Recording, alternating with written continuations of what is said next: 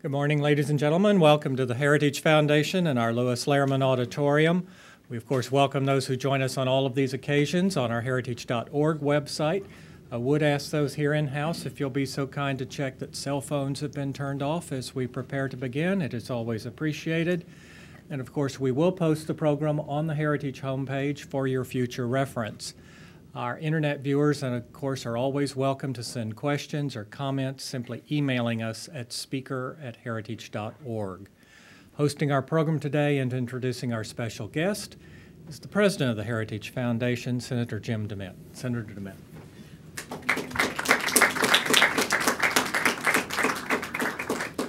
Thank you, John. Thank all of you for joining us and those who are watching us online. This is a great honor for us. It'll be a good time as well, a perspective that we all need to hear from one of Friends of Freedom in the UK. It's a great honor to have Dr. Ed Fulner here as part of this program. He's our real internationalist here at Heritage and continues to work all around the world on our behalf. But I would like to introduce to you the Right Honorable Dr. Liam Fox, a Member of Parliament. He's a former Secretary of State of Defense of UK and Northern Ireland, which means he really understands a lot of the threats that face not only the UK but all of the West, and it's a vital subject to him. He'll share a lot of those ideas with us today. He's the author of Rising Tides, Facing the Challenges of a New Era. He'll speak to us about the growing dangers in the world, which we're obviously very aware of given the events around the world, but his concern of the weakness of the West. And I know that's my concern from traveling around the world and having officials from all around the world come to Heritage and continuously express that the perception of American weakness is destabilizing many parts of the world. And we, as conservatives, as Americans, as freedom-loving people all over the world, need to stand for those things that are going to protect our ideas. I understand was it your birthday yesterday, Liam? Well, happy birthday. I don't know if you want me to announce what number that is, but it looks like it's less than mine. But anyway, he's dedicated to the safety and security of the UK, of Europe, of America. He's a great friend of freedom, a great friend of America, and we're honored to have you here today. Liam?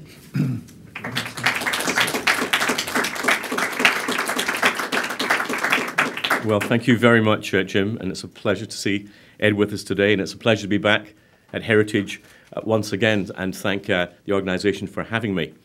As we look at global affairs on our televisions, it's an easy picture to paint for those who wish to persuade us that the world is on fire. The Russia, which many had convinced themselves to be fundamentally different from its history, has annexed Crimea and is engaged in military conflict on the edge of Europe. Chemical weapons have been used again, this time on the civilian population of Syria, despite an avowed international policy to prevent their use and red lines being drawn by the United States. The rise of ISIS has brought new levels of barbarity to the Sunni-Shia struggle, and Yemen looks close to reigniting. Pakistan continues its history of chronic instability, while on the other side of the world, an increasingly self-confident China threatens its neighbours, while the state from hell, North Korea, operates internal repression that would make Genghis Khan blush and poses a nuclear threat to its near neighbours. It's a world where political, economic, and potentially military centres of gravity have moved from west to east. This is not to fall into the trap of Western vanity that believes that when things go right in the world, it's a result of our successes and everything that goes wrong is a result of our failures. But it does require an understanding that in the globalized era, our ability to shape the world in the ways and timescales that we want are, at worst, much more limited, and at best require greater subtlety and sophistication. The real question that I think we need to confront is whether this relative decline in influence is the unavoidable consequence of the forces of globalization, or whether it's the result of an absolute decline of the West. If the answer is in whole or part the latter, what, if anything, can be done about it? I want today to look at three elements of Western political health and to assess what can be done to improve them. They are, firstly, our economic strength, second, our military capability and foreign policy objectives, and third, the state of our political values. I realise that in these three very complex areas, these can be little more than thumbnail sketches, but I hope they can give some useful pointers to our current state of affairs. When I was in Washington recently, a couple of months ago, I had a very interesting discussion with a senior political figure who had better remain anonymous. We'd been talking about America's debt and debt interest, and I was expressing concern at the level of debt to GDP ratio. Never mind, I was told, we're the world's reserve currency, and we could run up a 300% debt to GDP ratio if we wanted. All we have to do is print more money, and there's nothing anyone can do about it. Now, it's an argument that many here today will have heard on a number of occasions, but I'm afraid it's one with which I profoundly disagree. Today, US government debt is running at around or just above 100% debt to GDP ratio. And while higher than countries like the UK on about 80%, it's certainly less than countries like Japan, which holds the top spot with 227%. But it's not, of course, simply the total debt that matters, for, as I was pointing out to my American colleague, not only does the debt eventually have to be repaid, but the interest on the debt has to be paid at the expense of other spending choices or reductions in taxes. In 1998, the annual US debt interest repayment was $241 billion. This year, it will be $411 billion, and that is in an era of historically low interest rates. If you make assumptions that the current debt projections are correct, and history would suggest that this is one for the strictly over-optimistic, then it's easy to project what the annual debt interest repayments would look like at a range of different interest rates. At 3% interest rates, by 2020, the cost of this interest will have risen to $668 billion a year. At 4%, that would be a staggering $1 trillion, and at 5%, an eye-watering $1.285 trillion. These are truly terrifying numbers, yet there's little sign of any radical proposals to reduce or eliminate the deficit to a meaningful degree. All of this is a result of two separate but related problems. First, I believe, dates back to the decision of President Nixon in 1971 to decouple the dollar from the gold standard. As a consequence of this decision, there was no need to possess an amount of gold equal to the dollars outstanding. And this opened the door to perpetual credit growth, which has continued since that time with periodic bursting bubbles, the largest of which to date was the 2008 banking crisis. The second problem is the simple unwillingness of both politicians and private citizens to live within their means. While in the personal sector, this has resulted in massive household debts, not least in the United Kingdom, the temptation has been even greater for the politicians, who, with the decoupling of the dollar and gold, had no need to scrutinise the budget to the previous degree. This has meant that they have simply been free to embark upon the most grotesque pork barrel politics, simply passing the burden on to future generations. Incidentally, I think it's time that we stopped talking about government debt and started to talk about what it really is: deferred taxation. Only when confronted with the grossly immoral concept of enjoying spending today, with that money and that debt being passed on to future generations, do we fully understand the consequences.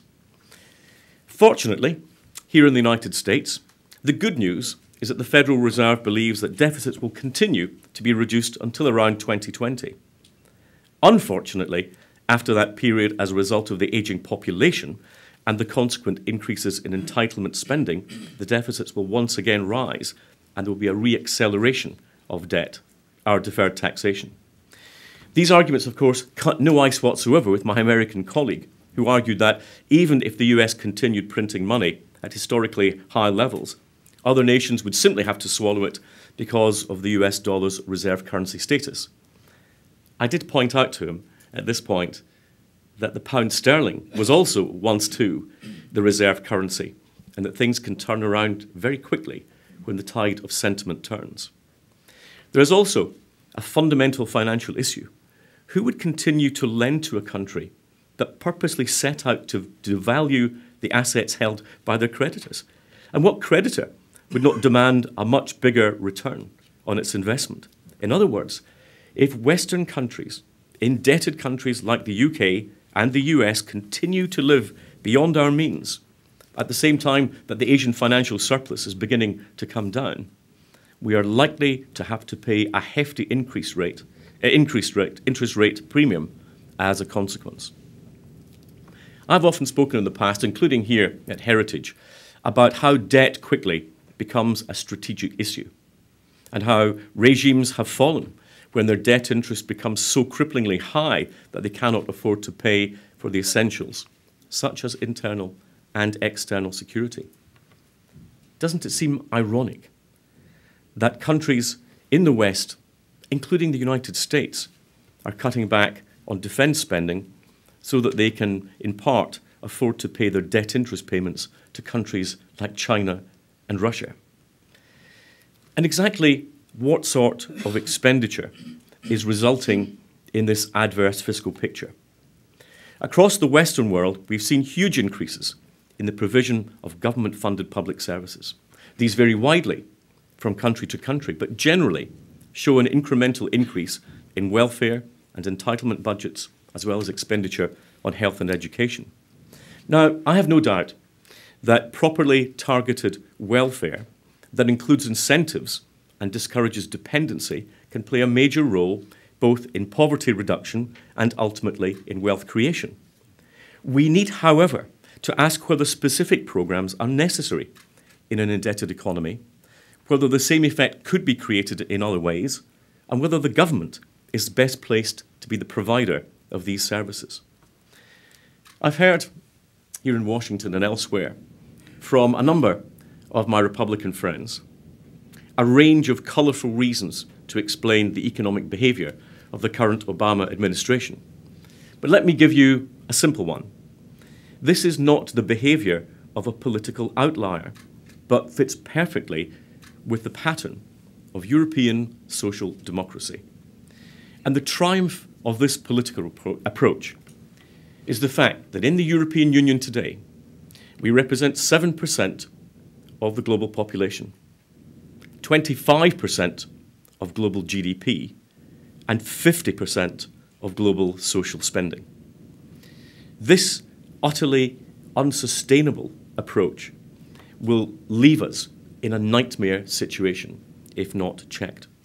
Our utter unwillingness to live within our means has meant that we are losing global competitiveness and potentially building up strategic weakness. Welfarism has done more to humble us than communism ever did in the Cold War. The economic vulnerability our spend now and pay later behaviour is creating will be a major weakness for us in the future if left unchecked. Now, the second area that I want to look at is how decisions taken for political reasons at home can have implications for both our own reputations and wider global security. There are very many to choose from. The decision taken by Chancellor Schröder of Germany to effectively make his country more dependent on Russia for fossil fuels, for which he received a very nice job on the board of Gazprom, altered the whole dynamic of energy security in Europe. The later decision of Germany to abstain alongside Russia and China at the United Nations during the Libya crisis and the attitude towards sanctions over Ukraine has raised further questions about Berlin's closeness to Moscow. The mistaken decision of the British Parliament, at a debate at which I was present, not to implement international law over the use of chemical weapons in Syria resulted in a diminished ability to deal with multiple crises in the Middle East. Politicians need to remember that it's not only their domestic electorates who listen to what they have to say.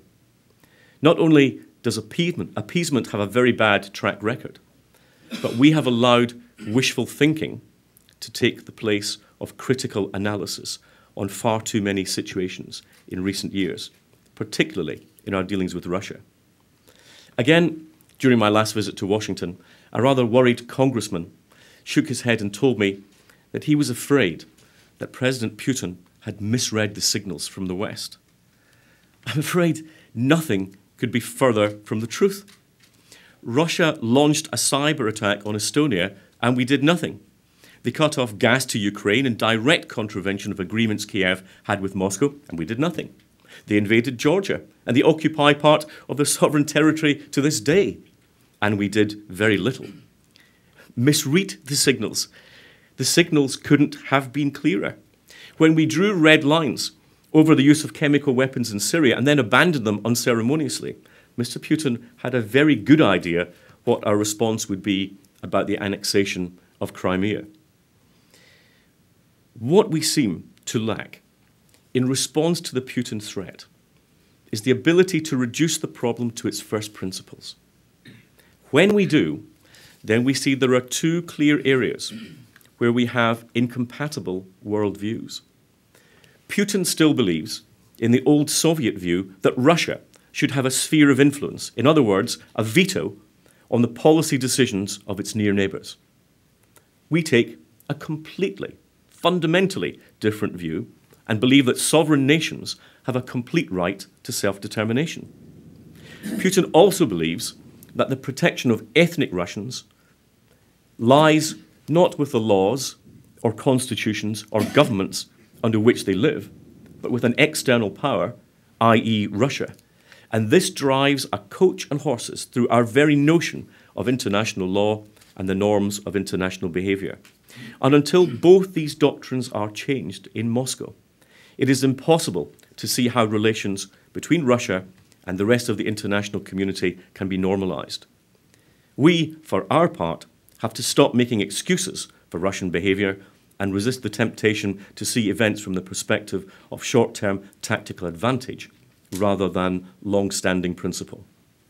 Equally, we must see the conflict with ISIS in the Middle East as the fundamental challenge that it poses to peace, stability, and human decency in the region and beyond. ISIS are well organised, they're well funded, and they have a sophisticated communication strategy. In due course, we will have to ask questions about how they managed to develop to this level. Did we know the capabilities that they were developing, yet fail to stop them? Or did we lack the intelligence to understand the level of threat that they were likely to pose? Either way, we deserve some answers. In the meantime, however, we need to take whatever actions are required, politically, financially, and militarily, to ensure that the threat spreads no further. ISIS pose an immediate threat to the populations that fall under their control, and as we have seen, the unspeakable acts of brutality that they will perpetrate without a second thought are becoming ever more widespread. They also pose a risk of further destabilizing the region and potentially taking us to the edge of a Sunni-Shia conflict that threatens to ignite the whole of the Middle East and the Gulf with potentially devastating consequences. And let us not forget that left alone, they will become the international university of jihad, ready and willing to export their graduates to wherever they can do the greatest damage. The real failure of the West has not been our inability to stop the rise of ISIS, or even our unforgivably slow reaction to the humanitarian and security disaster that they bring in their wake, but a failure to understand their psychology and belief system.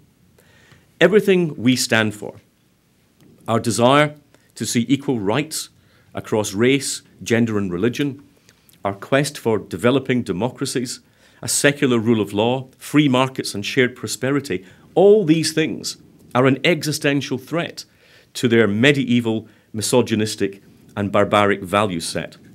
And it's against this that we must recognise what Western liberals seem to find so hard to understand, that there are people out there who hate us not because of what we do, but because of what we are.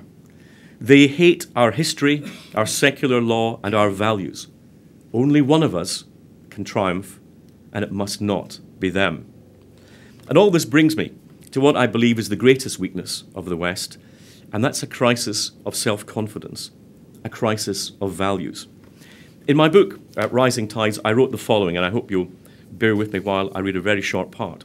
I wrote, I vividly remember a conversation that I had in the Élysée Palace with a senior member of President Sarkozy's government.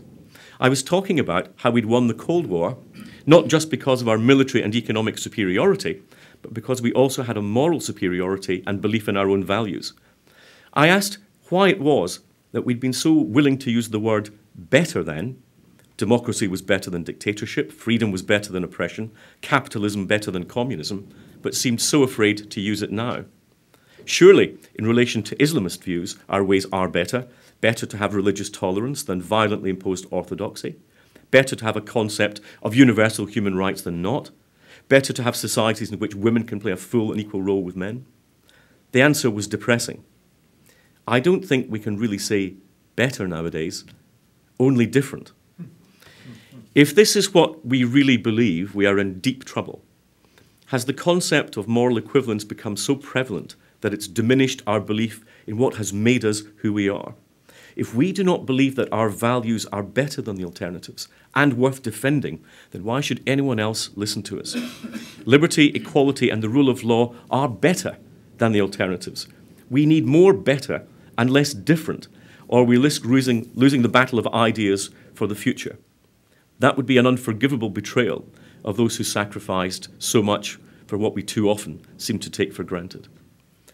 Let me be very blunt. I believe that the moral relativism which emerged post-war has morphed into something much worse, what we may call intellectual relativism. It is a state of affairs where people seem to believe that the validity of their views is determined by the strength by which they hold them, not by any reference to empiricism. It is verging on an anti-Enlightenment culture in too many parts of the West. To tolerate is to treat with indulgence, liberality, and forbearance.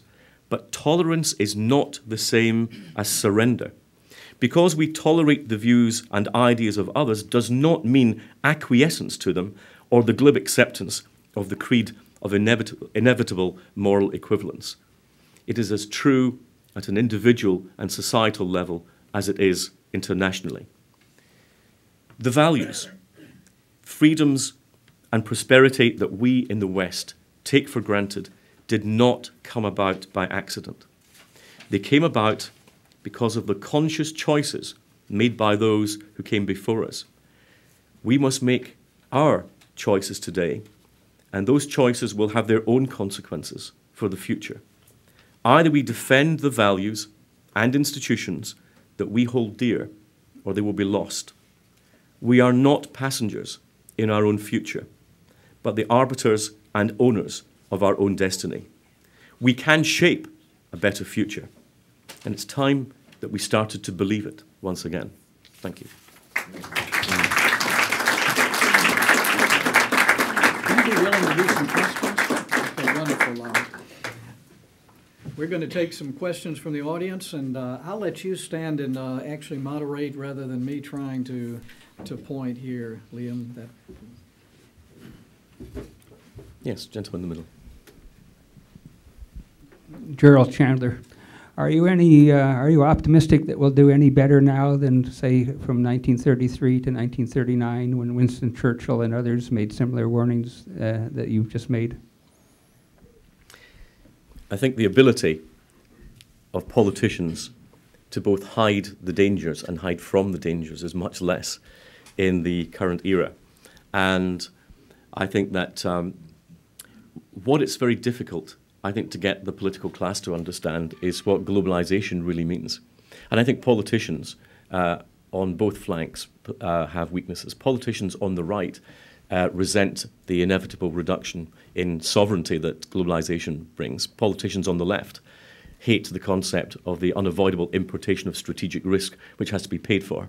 And between them, they've led us in a merry dance, I think, in recent times. But I think there is a growing realization now that contagion of any sort in any other part of the world can reach us very quickly. And unlike the 1930s, fortunately for us, even when politicians can't see it, the public can and can apply the appropriate pressure. Am I hopeful? And answer your question, am I hopeful? A bit more. Let's wait for the microphone. I'm back. Thank you, Senator, and thank you, Dr. Fox, for your remarks. It's poignant that you would be here as the PBS series The Roosevelts is on, the most recent episodes focusing on Lend-Lease and the period before World War II, when the United States, unable to get out of its Neutrality Act, lent mothballed ships and other surplus to Great Britain to fight in the coming Battle of Britain. Could you see a similar program today, a Lend-Lease type program from the Western democracies to help Ukraine, since President Obama made it very clear to President Poroshenko he is not going to, at least through official act, give lethal weapons to the Ukrainians as they're under fire? No, I don't see that as being a realistic possibility. And I think that unlike ISIS, which I think has reached a point where it requires a military intervention to stabilize the region, I don't think that military intervention is on the cards at all in Ukraine. There is, however, a real need to get Putin to change his political approach in the ways that I outlined. And I think economic sanctions are the best form of hard power for us to use in trying to get Russia to behave more rationally at that time over the Ukraine.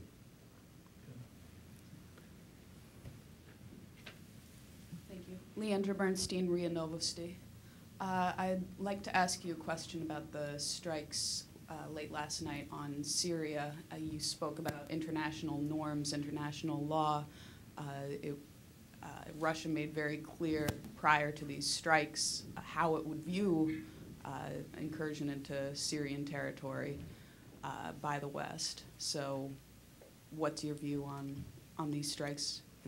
Well, I haven't heard what the President has to say, nor the justification that the US has given, but I've been arguing for some time in the UK that if ISIS and related groups are using Syrian territory as the basis from which to launch attacks on territory in Iraq, including their attacks on the civilian population and the clear breaches of international law that they have carried out in their treatment of civilians in areas under the control, then I had taken the view that it would be perfectly acceptable for us to strike at the bases of ISIS wherever they actually were. And I think it's very important that we do understand the level of threat that is posed. And I think that politicians cannot say that the ISIS situation represents the greatest threat to us in a generation and then fail to act in proportion to that perceived threat.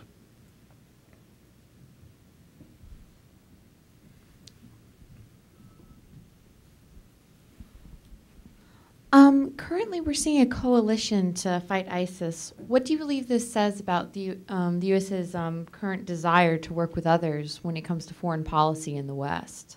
I think it's a very good idea to have working coalitions where possible, and I think it does show to reasonable and rational people that this is not simply a Western incursion or a U.S. enforced foreign policy objective. But I think we also must be reasonable in recognizing that the distinctions that we draw are not going to be recognized by ISIS. The United Kingdom has not been part of military strikes, but has been dropping humanitarian aid into Iraq. It didn't stop ISIS from beheading a British hostage because they regard the West, the outside, as all being the same. So we may draw these distinctions, but I think we should be very careful not to convince ourselves that groups like ISIS will make the same distinctions. They will view any incursion as being the outside, the West, primarily the United States, whether or not there are coalition partners, however valuable they actually are in terms of our public policy. Yes.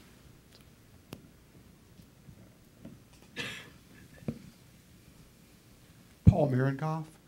We already see the effect of the debt on preparedness, and given the sequestration and the budget, military budget sinking to historic lows. And the Republican Party, although it certainly talks a lot about security threats in this country, seems to be complicit in, certainly in the sequestration overall, and not really already prepared to defend vigorously the military budget. Do you agree with that premise of mine from your talks to Republicans? And if not, how can how can the Republican Party be moved to uphold its traditional law of role of not just talking about defense, but actually fighting for a defense budget?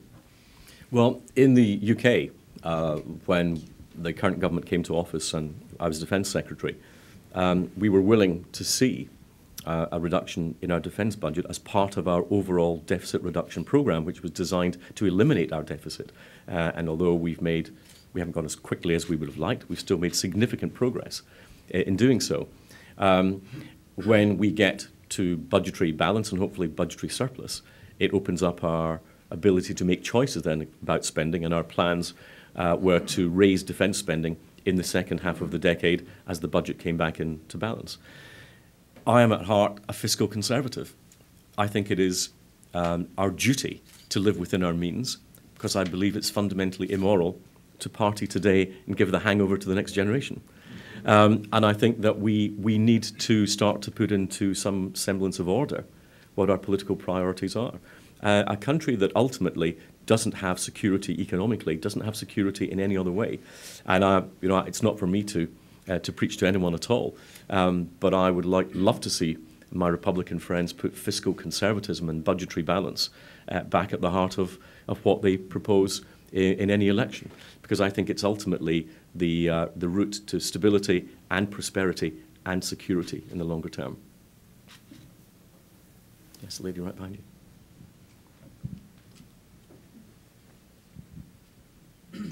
Thank you.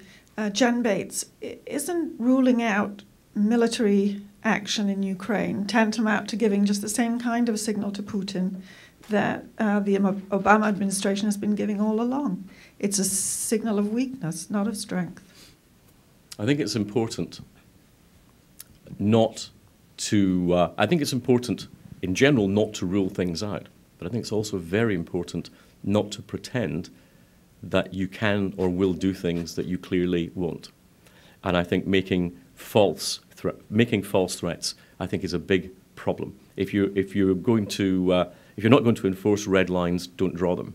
That was the lesson to me of Syria. And so I think we have to look at different ways of dealing with the Ukrainian situation. I believe that the best way to deal with them is to deal with them economically. The vulnerability that the Kremlin has will come from its understanding that it needs the West economically much more than we need them.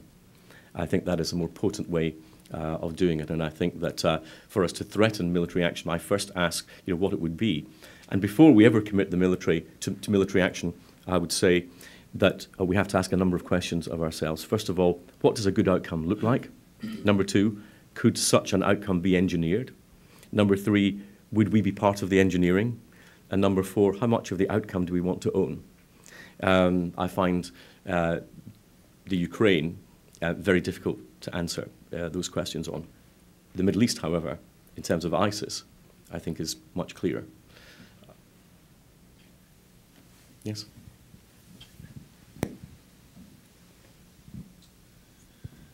So, Dr. Fox, there's an off-sided statistic that there are more British Muslims fighting for ISIS than the British military. Are you at all concerned that mass migration, mass immigration is a problem for this weakening of the West concept that you bring up? Well, how long have you got? Yes, there are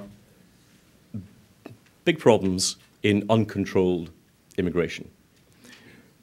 But it's, first of all, we tend to have an obsession with the numbers of those coming in to our countries, but we don't ask sufficiently who is coming in to our countries. I, for example, think that the United Kingdom should deploy a system like the Australian point system that says that we accept we need to have some economic migration given our demographics, but we should have far greater care about which individuals come into our country and that we are paying a price for having massively uncontrolled immigration. In fact, one migrant came into Britain for every minute that Tony Blair was Prime Minister of the United Kingdom under Labour's open door policy, which in my view was specifically designed to change the shape of our society as a matter of policy. We have other issues. Immigration only really works when two things happen simultaneously. First of all, you've got to have an incoming population that wants to assimilate, and secondly, a host population that is willing to allow them to do so. The speed of migration makes a difference to that. But I also think we have to ask questions, particularly in Europe, and not so much, I would say, in the United States, but particularly in Europe, about our social attitudes towards immigration. And I believe that we have spent so much time talking about and welcoming diversity, which is not a bad thing, of course, in itself, but so much time concentrating on that, we've forgotten also to talk about commonality. And if you only talk about diversity and you don't talk about commonality, what you end up with is fragmentation. And I'm afraid that's the risk that a lot of Western European countries are running. And I'm afraid the sky is dark over Europe with chickens coming home to roost at the moment. Yes. How you doing? Robert Moore. Can you talk a little bit about the future role of NATO in addressing a lot of these conflicts, and specifically, regardless of what the United States does, do you think that European countries need to increase their defense spending? I've had harder questions. Absolutely.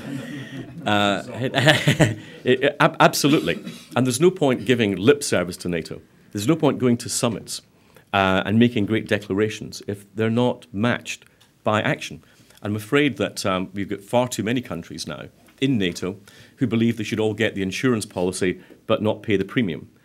And we've got only 4 members who now meet the 2% GDP spend.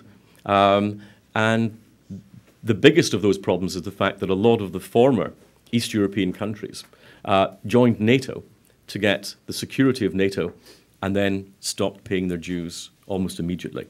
Now, in response to Ukraine, one of the things that we need to do is to make very, very clear that we believe in Article 5. And that means, I believe, increasing Baltic air patrols. I think it means troops on the ground in the Baltic, a permanent presence on the ground. I think it means increasing what we do in terms of military training together. And it means stiffening up our capabilities with Poland. So I think we need to be sending a signal that we're serious about it. But at the same time, we've got to be making very clear to our NATO partners that they are going to have to put their hands in their pockets and that it's simply pushing their luck to test the patience of American taxpayers to increasingly pay for Europe's defence when Europe could perfectly well afford to do very much more. It's a pretty poor show, I'm afraid, from the European wing of NATO at the present time. And when you look at operations like we had in Libya, when you see very large NATO members simply refusing to take part, it's quite a worrying situation. Hopefully, Ukraine has spurred them into some sort of action. I wouldn't say I was in the over-optimistic group on that front.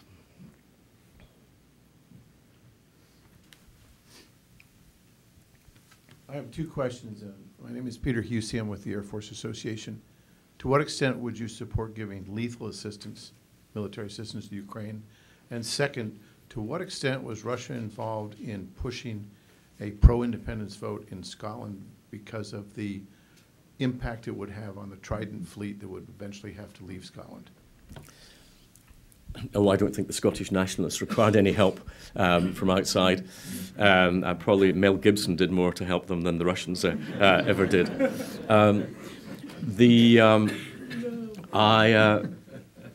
It was an interesting experience, and for many politicians, having to defend the Union and find reasons to defend the Union was a very interesting wake-up call, because it forced people to actually take a long, hard look at our own history, what we had achieved together, and whether we thought we could achieve the same in the future were we to stick with the current constitutional relationships. There undoubtedly were people outside who would have loved to have seen secession. As I regularly said during the campaign, the 3 groups that stand to gain from this are the Scottish national leadership themselves, the European Commission, who would love to see nation states broken up into regions, and, of course, Russia, who would see a major weakening of NATO. Not only would you see a compromise of Britain's nuclear deterrent with a long wrangle about where that was going to be stationed, but you would have seen potential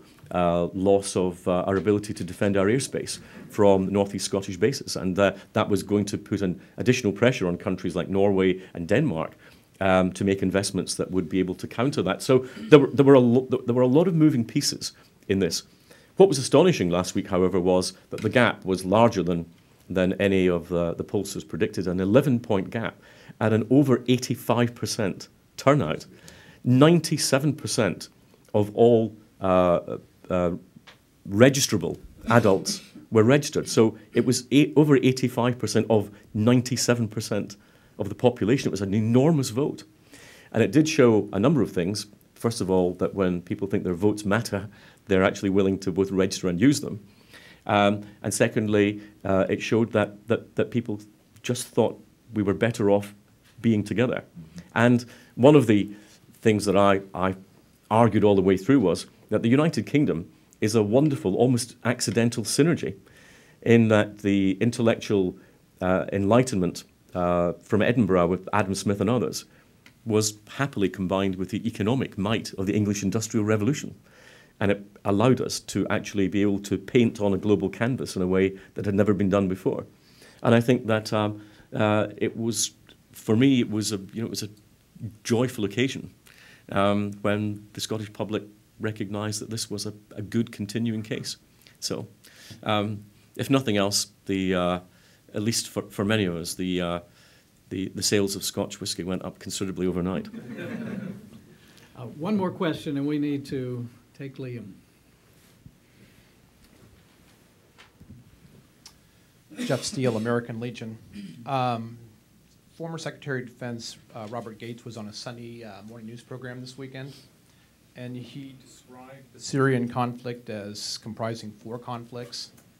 Shia Islam versus Sunni Islam, the authoritarians versus the reformers, the secularists versus the Islamists, and the question of whether Syria, Iraq, and Libya will hold together or go the way of Yugoslavia. And then he said, short quote here, don't want to go on too long. So this is a generational conflict, and we need to understand that. We also need to be very modest on how we can shape the outcomes here. And I think one of the things we need to do is step back, look at this kind of cauldron of violence and instability that's going on, that's going to be with us for a long time, and ask, what is our strategy overall for the region, and what do we want for an outcome, and is there a path to achieve that? And I think that a broader strategy for the region as a whole has not been discussed by anybody in this debate. It was, as ever, I find myself in great agreement with my very good friend.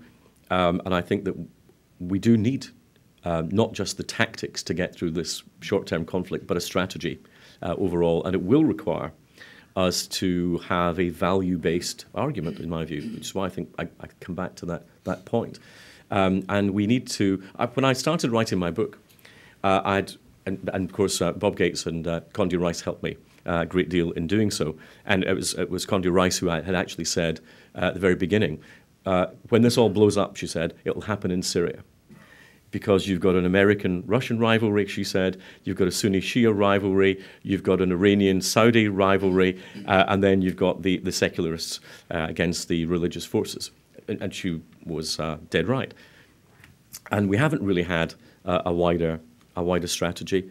But we also, when I say that we need to get into the values argument, it's because I think one of our weaknesses has been in talking about the region, to put it in the context that what we offer is much better. Our offer of values of rights, of democracy, of prosperity is much better than the alternative. We've got to find ways of getting into that argument, and we seem almost to have forgotten about the value of propaganda. It would seem to disappear from our radar at the end of the Cold War. And I had, the reason that I make this point is when I was writing the book, I originally called the chapter about Islam, The Crisis in Islam. But of course, there is no crisis in Islam. What I believe is there is a problem when you have Islamic countries juxtaposed with the political views of Wahhabism and Salafism. It's those politically poisonous ideas which are able to translate into the sort of situations that we've seen. If you look at countries like Indonesia, with 58% of women active in the economy, they don't have anything like the problems that you get where you've got these Wahhabist and Salafist elements. So we have to recognize that it's like everything else. It is a battle of ideas. It's a battle of ideology. And we have to start winning that battle of ideology. Yes, we can make military interventions when things have absolutely gone wrong, but we need to have a proper strategy based upon, just as we did in the Cold War, work out in the long term how we need to bring together our economic, our military, and our ideological strengths to create a proper strategy for an eventually successful outcome. And I think Bob Gates is dead right. We're some way from that yet. Thank you, Liam. Thank you so much.